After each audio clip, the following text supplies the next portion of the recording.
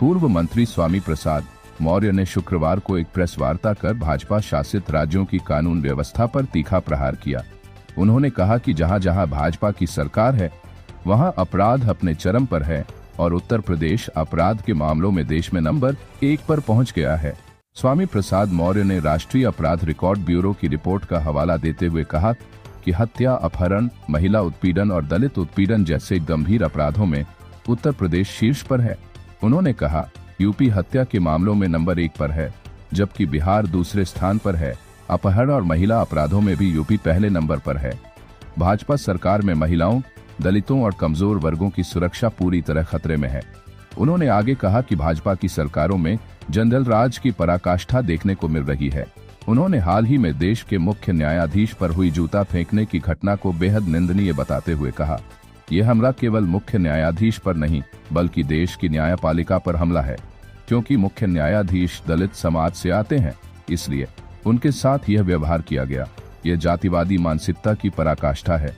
मौर्य ने भाजपा पर तीखा प्रहार करते हुए कहा कि भाजपा सरकार जाति के नाम पर भेदभाव कर रही है। कभी मदरसे बंद किए जाते हैं तो कभी मस्जिदों पर बुलडोजर चलाया जाता है।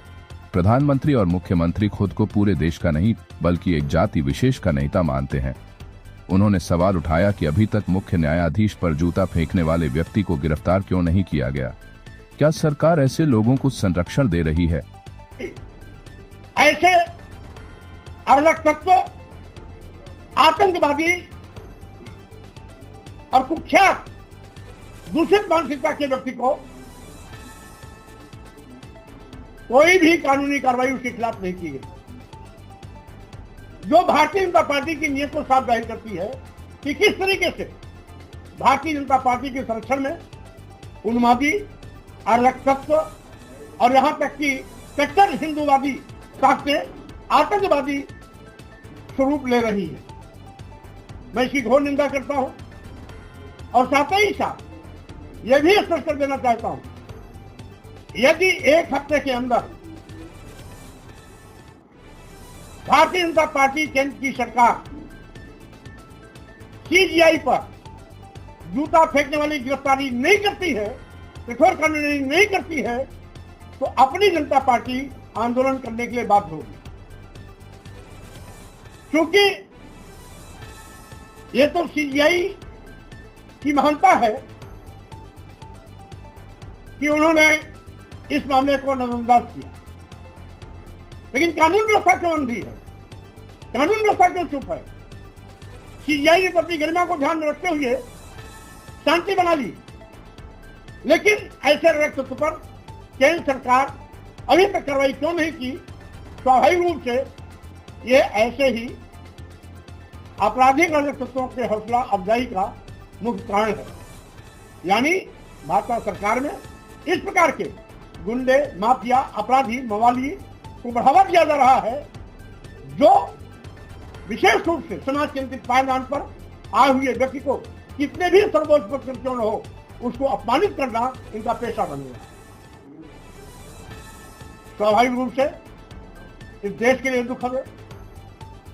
वो भारत जिसका लोकतंत्र पूरी दुनिया में सराहा जाता है, वो भारत जिसके संविधान का लोहा पूरा दुनिया के लोग लेते हैं, स्वाभाविक रूप से भारत में जो यह कृत्य हुआ सीजीआई पर जूता फेंकने का, इससे पूरी दुनिया में भारत की किरकिरी हुई। भारत के लोगों ने, दुनिया के लोगों ने, दुनिया के तमाम देशों ने भारत में इसकी निंदा भी की।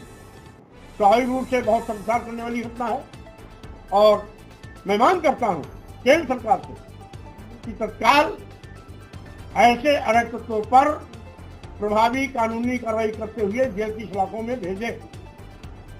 जिसने भी सीजीआई पर जूता फेंकने की हिमाकत दिखाई, उसके खिलाफ कड़ी से कड़ी कार्रवाई होनी चाहिए।